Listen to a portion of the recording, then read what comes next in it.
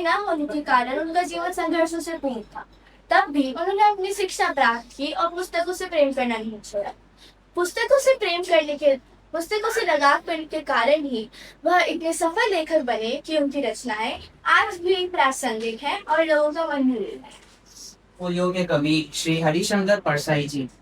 श्री हरिशंकर परसाई जी हिंदी साहित्य के प्रसिद्ध निबंधकार, कहानीकार और व्यंग्यकार थे। उन्होंने अपनी रचनाओं के माध्यम से समाज में फैली बुराइयां, पाखंड और भ्रष्टाचार पर तीखा व्यंग किया। नमस्ते, मेरा नाम रम्या है। इस बार हमारी साहित्यिक बात पोर्टफोलियो के तहत मेरे कवि थे श्री रविंद्रनाथ टैगोर। रविंद्रनाथ टैगोर का जन्म 7 मई 1861 कोलकाता में हुआ। रविंद्रनाथ टैगोर के पिता का नाम देवेंद्रनाथ टैगोर, उनकी माता का नाम शारदा देवी। 1911 में रविंद्रनाथ टैगोर ने जन गण मन बनाई, जिसके कुछ समय के बाद 1913 में रविंद्रनाथ टैगोर को गीतांजलि के लिए साहित्यकार का नोबेल पुरस्कार भी दिया।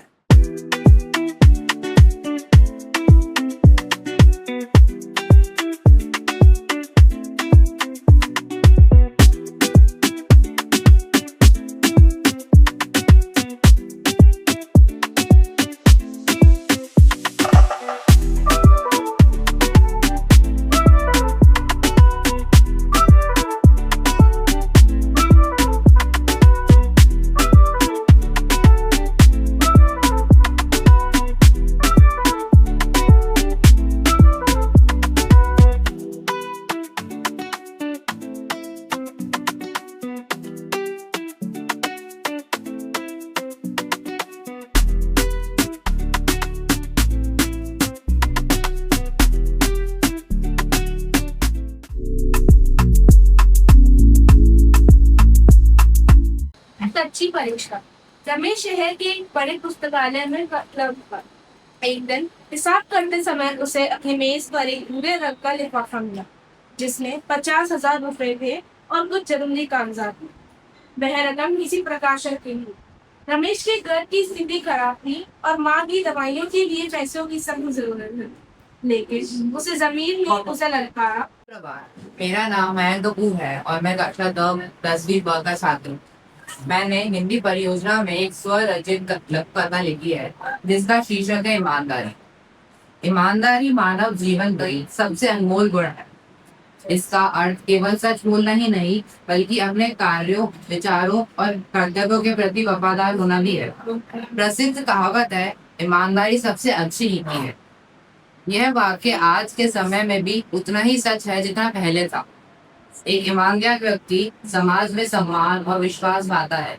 जब हम ईमानदारी की राह पर चलते हैं तो हमारा मन शांत रहता है और हम किसी बात का डर नहीं लेता। इसके विपरीत झूठ और बेईमानी का रास्ता इंसान को कुछ समय के लिए फायदा तो पहुंचाता है, लेकिन अंत में केवल यह मानसिक तनाव और अपमान ही लाता है। झूठ को छुपाने के लिए 100 झूठ और बोले जाते हैं। है और मैं कक्षा 10वीं बी का छात्र हूँ। आज मुझे आप सभी के समक्ष अपनी स्वरचित लघु कथा चुनौती के प्रस्तुत करने का अवसर मिला है। ये केवल एक कहानी नहीं, बल्कि संघर्ष, संकल्प और सफलता की प्रेरणादायक यात्रा। इस कहानी में एक रवि नाम का एक पात्र होता है। रवि कक्षा 10वीं का एक मेहनती छात्र था। उसका सपना था कि वह बोर्ड में अच्छे अंक लाकर अपने माता पिता का नाम रोशन। लेकिन उसके जीवन में कई चुनौतियां। परिवार की आर्थिक स्थिति अच्छी नहीं। उसे स्कूल के बाद काम पर भी जाना पड़ता था और थकान के कारण वो कई बार पढ़ाई भी नहीं कर पाता। एक दिन अध्यापक जी ने कहा कि जो व्यक्ति कठिनाई से लड़ना सीख जाता है वही जीवन में सफल होता है। उसने समय का सही उपयोग करके पढ़ाई शुरू कर। सुबह जल्दी उठकर पढ़ाई करता था और रात को देर तक पढ़ाई करता था। ठीक है।